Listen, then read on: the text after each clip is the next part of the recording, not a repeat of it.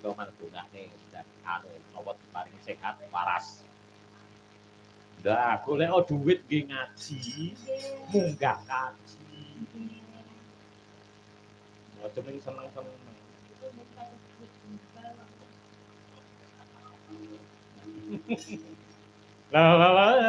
Lho. Yen sliramu citre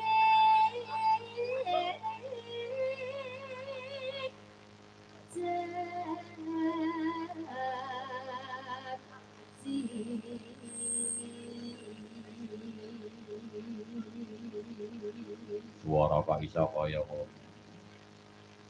Ngopo aku dilairke dhisik iki ngopo? Apa dilairke keri lak ya wah tak pun tak liya. Wah, roh nom-nom aku mesti wah geblak. Saking bagus. Hah? Saking bagus. Saking elek iso geblak. Derek saiki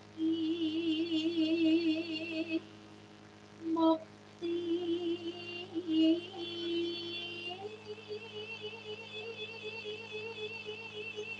ora ujar ora kalem kok digawa ning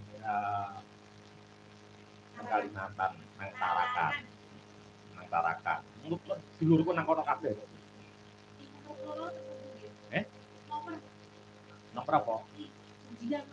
Walah ora oleh, Dik. Itu derek. Iya ya. Ya.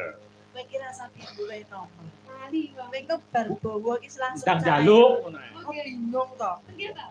Alah, malah ngantuk ae. Melek angel kowe ora. Nomorku ilang. Ora sang golek nomor telek. Nomor tunggal. Aku yo nggumun wayangan gayenge kaya ngono.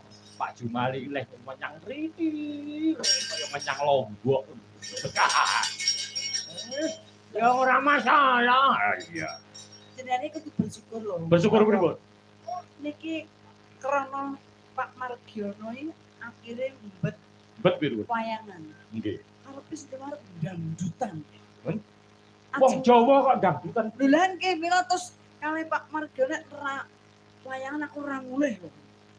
Wah akhire mbet Wayangan. lah. Baru kuwi bet Besanu bet teko kene kuwi. bilang matur nuwun pokoke keluargane Pak Margiono sedaya kabeh semuanya. Sumber iki jenengan ditimbali. Nggih. Nang Tarakan. Nggih. Alhamdulillah. Kirangan. Wis ora apa-apa. Sing penting teko kono ngono iki ora masalah. Iya. Kan ki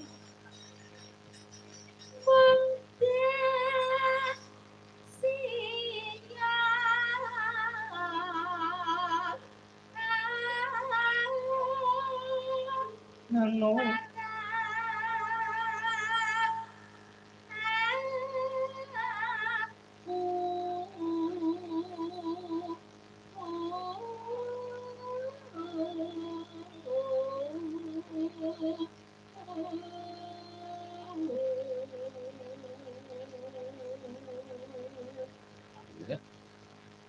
Boyong rumangsa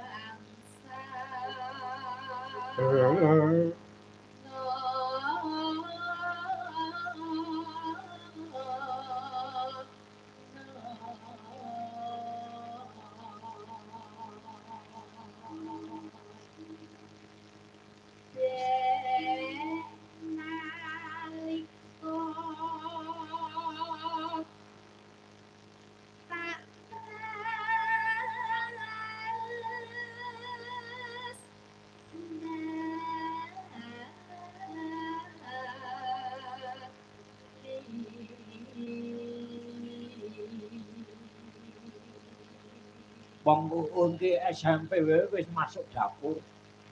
Dapur apa kuwi? Dapur rekaman, dapur umum.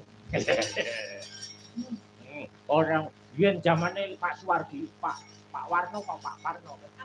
Pak Parno. Kowe karo Lek yakni. Nyinten aku. Lek. Ya.